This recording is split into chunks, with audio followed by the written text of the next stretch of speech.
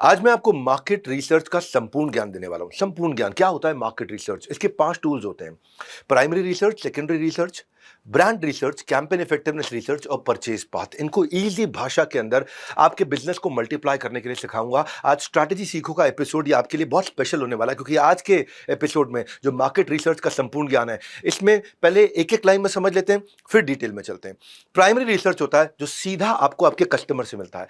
Secondary research होता है जो आपको बाजार से मिलता है, जिसमें आप अपने कंपटीशन को भी समझ पाते हो। ब्रांड का रिसर्च जो है, उससे पता चलता है कि आपके ब्रांड के साथ कस्टमर कितना लंबा समय तक टिकेगा, कस्टमर रिटेंशन होगा कि नहीं होगा।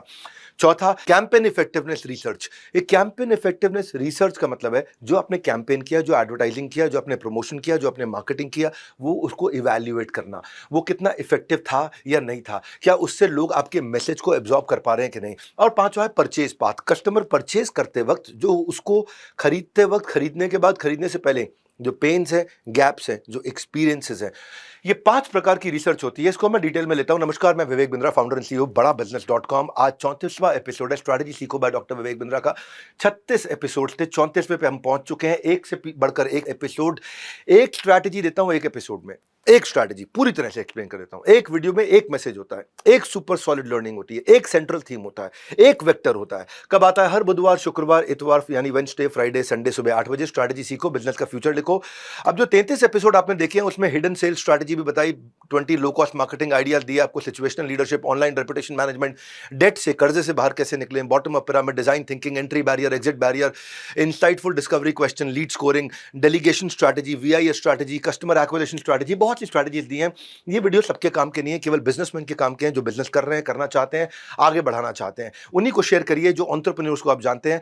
रियल लाइफ बिजनेस प्रॉब्लम्स का एक ही सॉल्यूशन है, स्ट्रैटेजी सीखो का पूरा प्लेलिस्ट। ये पूरा प्लेलिस्ट दिया हुआ है, आप चैनल में जाइए, सर्च करिए, प्लेलिस्ट में जाइए। अब वापस आते हैं आज के टॉपिक पे, मार्केट रिसर्च का संपूर्ण ज्ञान। देखो, जब मार्केट रिसर्च होता है, इसको ऐसे समझो आप, जब आप अपनी कंपनी में कोई सीनियर लीडर ज्वाइन कराना चाहते हो, तो उस समय ज्वाइन करने से पहले कंपनी उसका पूरा बैकग्राउंड चेक करती है, वेरिफिकेशन करती है, उसका वैलिडेशन करती है, उसका क्रिमिनल वेरिफिकेशन करती है, उसका देखती है कि वो उसका क्रेडिट स्टेटस कैसा है, उसका एक्सपीरियंस कैसा है, पूरा रेज्यूमे कितना सच्चा है। ऐसे ही रेस्टोरेंट का मेन्यू पढ़ने से पहले हम लोग उसके रेटिंग और रिव्यू चेक करते हैं, ताकि बाद में पैसे बर्बाद ना हो जाए। नौकरी अगर कोई आदमी छोड़ता है, वो भी रिसर्च करता है। जो नौकरी छोड़ता है, वो भी जब अगली कंपनी में जाएगा, उससे पहले ऐसा ना हो कि भाई वहां के वर्किंग कल्चर में मुझे कोई वल्चर मिल जाए, तो वो भी जाकर के पूरा कंपनी को स्टॉक करेगा, रिसर्च करेगा कंपनी स्विच करने से पहले। हम्म? अगर कोई इन्वेस्टर भी किसी कंपनी में आता है, उसको भी रिसर्च करनी होती है। रिसर्च करना बहुत जरूरी है। वो पूरे फाइनेंशियल और बैलेंस शीट को रिसर्च करता है, ताकि बाद में इन्वेस्टर के पैसे का नुकसान ना हो जाए। ठीक इसी प्रकार बिजनेस में जब आप उतरते हो, तो मार्केट, कस्टमर और कंपटीशन की पूरी रिसर्च होनी चाहिए। तो जैसे कि आज बताया, ये 5 टूल्स मैंने आपको दिए। ये पांचों टूल्स को मैं डिटेल में एक्सप्लेन करूंगा, लेकिन एग्जांपल्स के साथ में।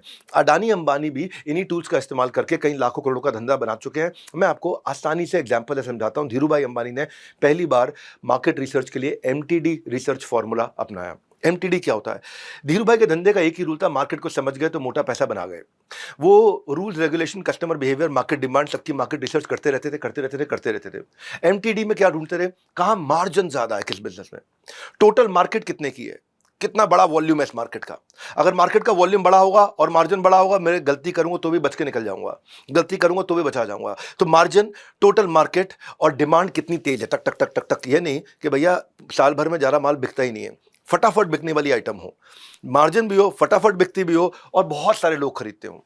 जब बहुत बड़ी मार्केट हो, बहुत सारे लोग खरीदते हो, मार्जिन भी हो और बहुत तेज बिकता हो, ऐसे धंधे के अंदर हम घुसे, तो उन्होंने देखा कि सिंथेटिक फाइबर नेचुरल फाइबर के मुकाबले उसमें मार्जिन 2 गुना ज्यादा था। तो ये हो गया मार्जिन, सिंथेटिक फाइबर। उन्होंने कहा नेचुरल फाइबर को छोड़ता हूं, सिंथेटिक फाइबर को और स्टडी करता हूं। स्टडी किया तो टोटल मार्केट साइज कस्टमर के लिए कॉस्ट इफेक्टिव था, क्योंकि जब मार्जिन जा रहा तो कस्टमर को भी सस्ता दिया जा रहा था, कस्टमर को कॉस्ट इफेक्टिव था। तो सिंथेटिक फाइबर का मार्केट जो है रेगुलर फाइबर के मार्केट से 33% आ रहा था, इसलिए 10 गुना तेज ग्रो कर रहा था। यानी कि मार्केट साइज बढ़ रहा है, पहले ही बढ़ा है और बढ़ते जा रहा है, बढ़ते जा रहा है। और तीसरी थी डिमांड। सिंथेटिक फाइबर की डिमांड ज्यादा थी, क्योंकि स्ट्रेचेबल था, वाटरप्रूफ था, स्टेन रेजिस्टेंट था, बड़े फायदे थे उसके, वाइब्रेंट कलर के कारण डिमांड बहुत थी। तो एमटीडी उन्होंने चेक किया कि भाई मार्जिन भी ठीक है, टोटल एड्रेसेबल मार्केट साइज भी ठीक है, और डिमांड भी बहुत तेज चल रही है। तो धीरू भाई अंबानी ने रिलायंस का आज सिंथेटिक फाइबर मार्केट के अंदर 60% मार्केट शेयर होल्ड करके रखा हुआ है, बहुत बड़ा मार्केट होल्ड किया हुआ। यहीं से उनकी शुरुआत हुई थी एक्चुअली। और उदाहरण देता हूं आपको मैं, मार्केट रिसर्च कैसे करते हैं, मार्केट रिसर्च करने के तरीके क्या है, इसको आसानी से कैसे कर सकते हैं। जूडियो जब इंडिया में आया तो जूडियो ने अपनी ज़ारा, टाटा ग्रुप ने पार्टनरशिप में ज़ारा को लेकर के आया। डिस्ट्रीब्यूशन नेटवर्क ज़ारा का टाटा के पास है, यानी कि ज़ारा टाटा चलाता है इंडिया के अंदर। Fast fashion market size 60,000 crore का है, ज़ारा उसमें से 850 करोड़ का रहा 13-14 में, यानी कि केवल 1.5% मार्केट को एक्वायर कर पाया। तो जो ट्रेंड जो है, टाटा रिटेल की जो उनकी आर्म है, रिटेल आर्म टाटा की, ट्रेंड ने फास्ट फैशन मार्केट साइज को रिसर्च करना शुरू किया कि इतनी बड़ी मार्केट में हम खाली 1.5% एक्वायर कर रहे हैं। तो क्या समझे कि भाई इनकम ग्रुप जो है भारत में, अगर हम दो हिस्सों में डिवाइड कर ले, 130 करोड़ लोग और 15 करोड़ लोग। 15 करोड़ लोग हैं जो लाख रुपए महीना कमा रहे हैं, 130 करोड़ लोग हैं जो 12,500 रुपए महीना कमा रहे हैं। यानी कि 130 करोड़ लोगों के लिए भी कोई सोल्यूशन नहीं आया है। ये 15 करोड़ लोगों के लिए सोल्यूशन है जो लाख रुपए महीना कमा रहे हैं, ये तो महंगा कपड़ा खरीद लेंगे। तो ज़ारा के आउटलेट में जो स्टार्टिंग प्राइस ही हुआ करता था, अभी ज़ारा को समझते हैं, फिर ज़ूडियो पे आते हैं, क्योंकि ज़ूडियो भी इन्हीं का है, ज़ारा भी इनका है। ज़ारा से ये नीश मार्केट को पकड़ा, ज़ूडियो से उन्होंने मास मार्केट को पकड़ा। कैसे किया? मार्केट रिसर्च करके। ज़ारा में टी-शर्ट 3,000 की, शर्ट 5,000 की, जीन्स 6,000 रुपए की थी। तो केवल जो 14 करोड़ 15 करोड़ वाली मार्केट थी उसी को कैटर कर पा रहे थे। पर जो बची हुई 130 करोड़ लोगों की, 120-30 करोड़ लोगों की जो मार्केट थी, तो वो ज़ारा और H&M जैसे high priced fast fashion brand ये नहीं पकड़ पा रहे थे। ब्रॉडर मास के लिए यहाँ से उनको एक आइडिया आया, ऐसा कुछ करते हैं जो बड़ा ट्रेंडी हो, फैशनेबल हो और प्राइस कॉन्शियस लोगों के लिए बहुत जल्दी से हम बेच सकें। इसीलिए इसको टियर 2 टियर 3 में लेके जाते हैं, बड़े शहरों की जगह छोटे छोटे शहरों में जाते हैं। मिडिल और अपर मिडिल इनकम ग्रुप के लिए लगभग 40 करोड़ लोगों को पकड़ता हूं, 140 में से 40 करोड़ लोगों को पकड़ता हूं, क्योंकि इसका एस्पिरेशन तो ज़ारा वाला है, लेकिन बजट जो है वो सरोजनी नगर पालिका बाजार एकदम सस्ते बाजार वाला है। तो क्यों ना सरोजनी नगर वाले बजट में ज़ारा वाला एक्सपीरियंस क्रिएट करके दूं, जरा समय, एकदम जरा से में ज़ारा जैसा एक्सपीरियंस आ जाए, जरा सा खर्च करे और ज़ारा जैसा एक्सपीरियंस मिल जाए। तो उसके बाद ट्रेंड ने टियर 2 टियर 3 सिटी में बाइंग पैटर्न को समझा जा करके, अभी तक ज़ारा चल रहा था, अब ज़ूडियो के जन्म की तैयारी हुई। टियर 2 टियर 3 के जो कस्टमर है वो 80% पैसा जो है स्ट्रीट क्लोथ्स पे खर्च करते हैं। जो कपड़े का जो उनका बजट है वो स्ट्रीट क्लोथ्स पे एकदम बाजार में ऐसे खरीदते हैं, बिल्कुल। हाँ, तो ज़ूडियो ने इन स्ट्रीट शॉपर्स को बजट में मॉल के अंदर लेकर के आए। स्ट्रेटेजिकली टियर 2 टियर 3 सिटी, जहां 2 लाख 3 लाख 5 लाख की पॉपुलेशन है, जहां पे कोई बड़े फ्लाईओवर्स नहीं है, जहां बड़े मॉल्स नहीं है, जहां बड़े हॉस्पिटल्स नहीं है, जहां बड़े एयरपोर्ट्स नहीं है, जहां बड़ी यूनिवर्सिटीज नहीं है, वहां ज़ूडियो पहुंचा। वहां पे 299 की टी शर्ट, 499 की शर्ट, 599 की जीन्स और 999 के जूते लॉन्च कर दिए। अब फटाफट क्या हुआ, ये तो हो गया प्राइस, अब दूसरी चीज होगी फैशन। ट्रेंड ने देखा कि छोटे शहरों का यूथ एस्पिरेशनल है, शाहरुख जैसी शर्ट पहनना चाहता है, हाँ, शाहरुख जैसी शर्ट पहनना चाहता हूं लेकिन सलमान जैसी जीन्स पहनना चाहता हूं, लेकिन रणवीर जैसी टी शर्ट पहनना चाहता हूं। अब उसके शहर में ये फैशन अवेलेबल नहीं था, तो प्राइस भी मैनेज किया, फैशन भी मैनेज किया, लोकेशन भी मैनेज किया, ये उन्होंने मार्केट रिसर्च किया। ट्रेंड जो है टाटा ग्रुप का रिटेल आर्म, उसको समझ में आ गया कि यूथ फैशनेबल दिखना चाहता है लेकिन पैसा खर्च किए बिना। स्टाइल SRK वाली चाहिए, बजट KRK वाली चाहिए। स्टाइल शाहरुख खान और KRK आपको मालूम है, तो SRK और KRK का डिफरेंस क्रिएट करना है, KRK का बजट, SRK का स्टाइल। तो इम्पैक्ट क्या आया, 2018 में 7 स्टोर से इन्होंने एक्सपेरिमेंट किया, एक्सपेरिमेंट सफल हुआ। अब 2025 आते आते पौने 800 स्टोर हो गए, 7 स्टोर से पौने 800 स्टोर। कितने सालों में? 7 सालों में। कहाँ पे? 28 राज्यों के अंदर। आज 100 टी शर्ट हर मिनट बेच रहे हैं। 50% रेवेन्यू जो टाटा रिटेल का जो कपड़ों का है वो केवल ज़ूडियो से आ रहा है। ज़ूडियो इतना इफेक्टिव हो गया, इतना इफेक्टिव हो गया, छोटे से बहुत बड़ा स्टोर नहीं बनाते, वो ठीक स्टोर साइज में 16,300 रुपये रेवेन्यू पर स्क्वायर फीट कर लेते हैं। और इंडस्ट्री एवरेज क्या है पर स्क्वायर फीट? 8,200, ये 16,300, यानी कि लगभग डबल, लगभग डबल। यानी कि 1 स्क्वायर फीट के मॉल में अगर जो मॉल के 1 स्क्वायर फीट में बाकी सब 8,200 कर रहे हैं, ये 16,300 कर रहे हैं। क्यों? क्योंकि बहुत बड़ी भीड़ आ गई, बहुत बड़ी भीड़ आ गई ज़ूडियो के अंदर।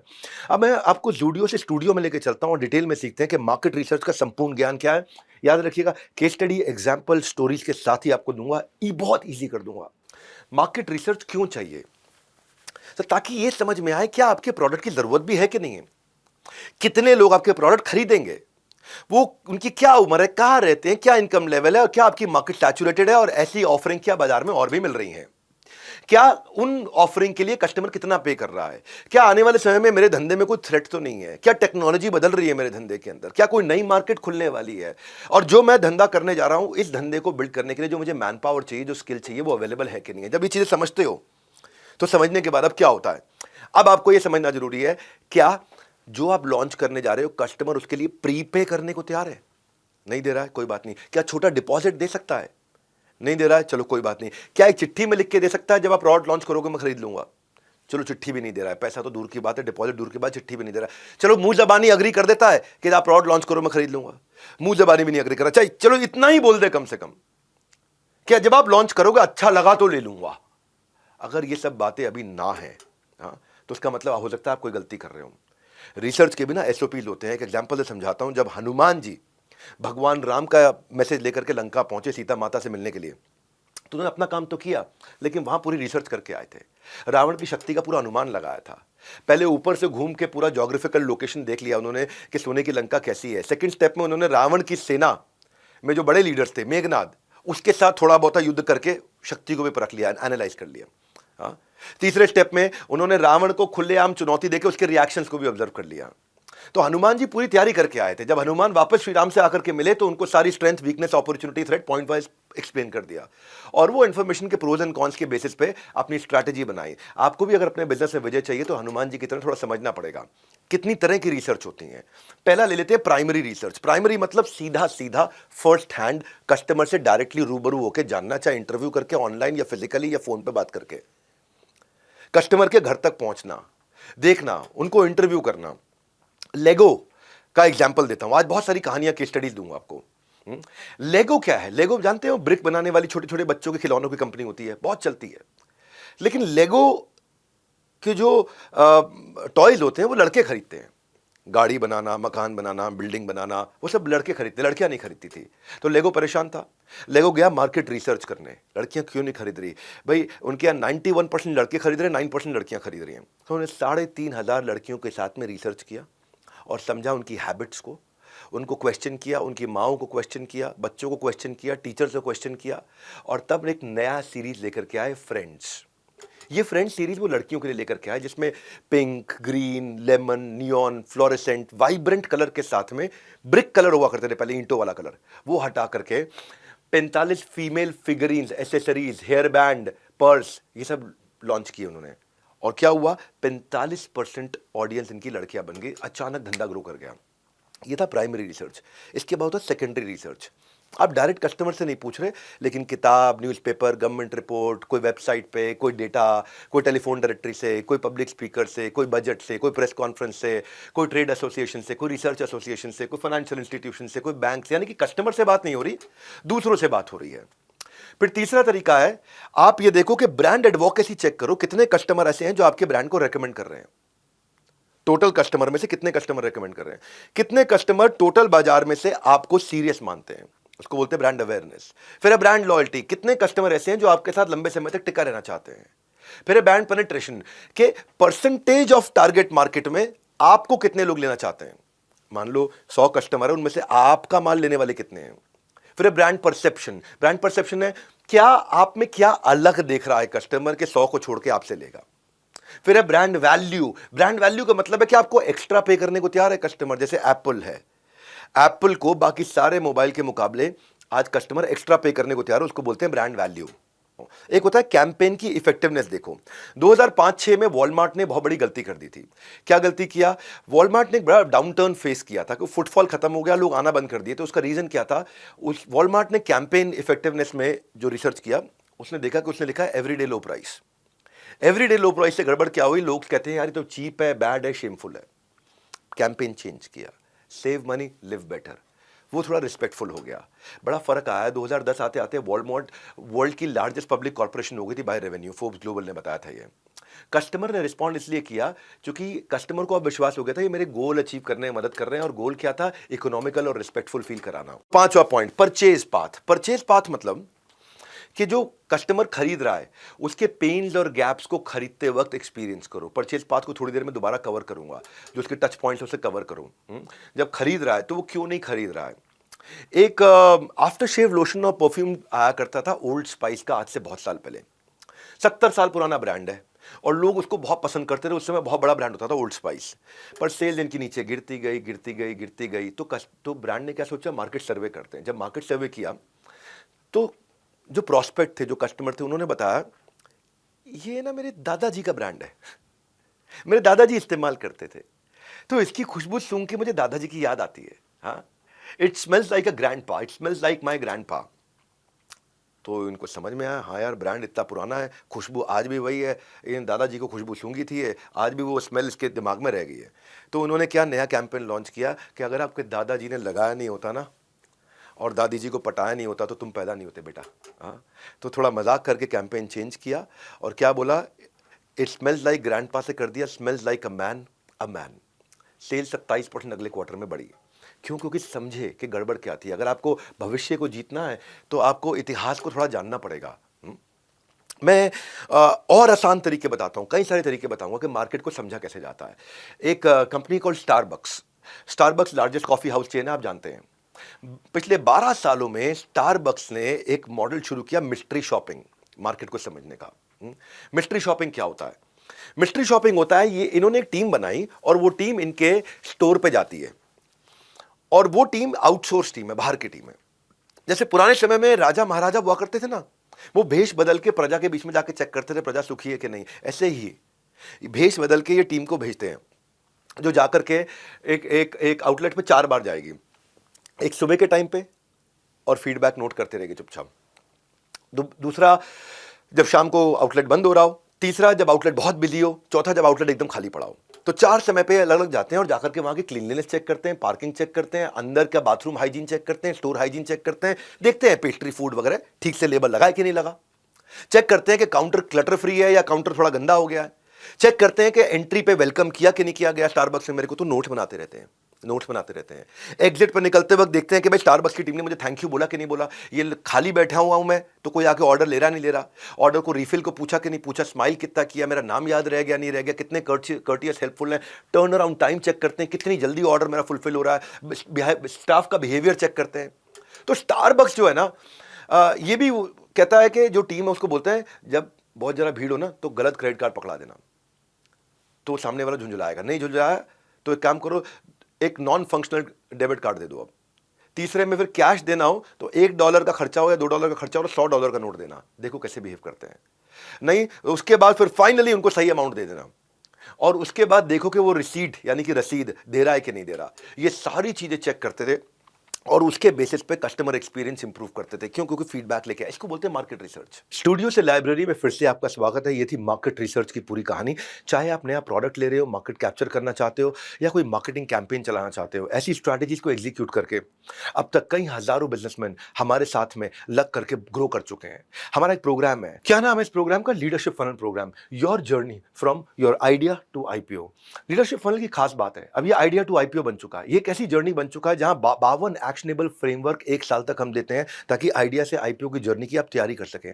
हो सकता है 52 हफ्ते के बाद आपका आईपीओ ना आए, लेकिन वो जर्नी की तैयारी हो जाएगी। आपको कोच हैंड होल्ड करेगा उस जर्नी की तैयारी के लिए, आईपीओ के लिए। आपको पर्सनल कोच मिलेगा जो कि आइडिया टू आईपीओ की जर्नी के लिए रेडी करेगा। आपको स्ट्रैटेजी शीट्स मिलेंगे जो कि आपको आइडिया टू आईपीओ की जर्नी के लिए तैयार करेगा। ये है लीडरशिप फनल प्रोग्राम। ग्रोथ की बहुत सारी अद्भुत कहानियां जो 5 गुना 10 गुना 100 गुना ग्रो कर चुके हैं। और मुझसे क्यों, आप लीडरशिप फनल के पार्टिसिपेंट से खुद ही पूछिए। एट टाइम्स यू नो कि आपको बहुत चीज़ें आती हैं, after coming here you will know that you don't know much things. मेरा बिजनेस जितना यहाँ पे बताया गया उस हिसाब से मैं इम्प्लीमेंट करूँगा ना, मुझे पूरा कॉन्फिडेंस का बिजनेस 100% ग्रो होगा। 2018 में एक कार्यक्रम अटेंड किया था, वो टाइम मेरा बिजनेस 5 करोड़ का था।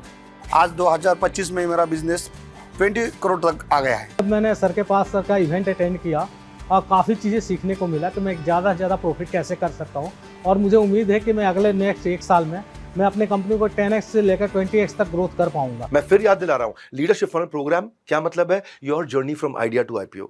आइडिया टू आईपीओ में आप जिस भी स्टेज पे हो उस स्टेज से आपको आगे बढ़ाते हैं। आप 2 करोड़ का रेवेन्यू करते हो, 5 करोड़ का करते हो, 10 करोड़, 20 का, 50 या 100 करोड़ का रेवेन्यू करते हो। लीडरशिप फनल प्रोग्राम आपको नेक्स्ट स्टेज पे लेके जाएगा, आपकी जर्नी में आईपीओ तक की पूरी तैयारी करवाएगा। अगला मैं 5, 6, 7 सितंबर को न्यू दिल्ली में कर रहा हूँ, your journey from idea to IPO. Programme housefull हो जाने से पहले अपने टिकट डन कर दीजिए, फोन लगा के पता लगा लीजिए, अवेलेबिलिटी चेक कर लीजिए, क्योंकि भैया डिजिटल नहीं है, ये फिजिकल है और सुपर सॉलिड प्रोग्राम है। अब तक का प्रूवन प्रोग्राम है, ये हमारा स्टार प्रोग्राम है, ये हमारा फ्लैगशिप प्रोग्राम है। हमने इसको आज तक बदला नहीं क्योंकि इसने हमें सबसे ज्यादा अच्छे रिजल्ट्स दिए हैं। और जो चीज if your customer likes it you please repeat it. बाकी सारे जितने मेरे व्यूअर्स हैं उनको बता दूं कि अगर आपने बिजनेस स्टार्ट नहीं किया है और तो आप अपनी बिजनेस प्रॉब्लम्स को लिखो। अगर आपको और कुछ समस्या आ रही है, आपको कोई और बची हुई ऐसी स्ट्रैटेजी है, क्योंकि अब 2 ही एपिसोड्स बचे हैं, फटाफट से नीचे लिख दीजिए। हो सकता है कुछ प्रॉब्लम्स पहले सॉल्व हो चुकी हो, प्लेलिस्ट के अंदर चेक करिएगा, सारे वीडियो देखिए और वीडियो को बिल्कुल मत शेयर करिए उससे जिसका का बिजनेस में इंटरेस्ट ना हो। ये केवल बिजनेसमैन के लिए, केवल बिजनेसमैन को शेयर करिए, हमारा भी उत्साह बढ़ता है, उनका फायदा होता है। धन्यवाद।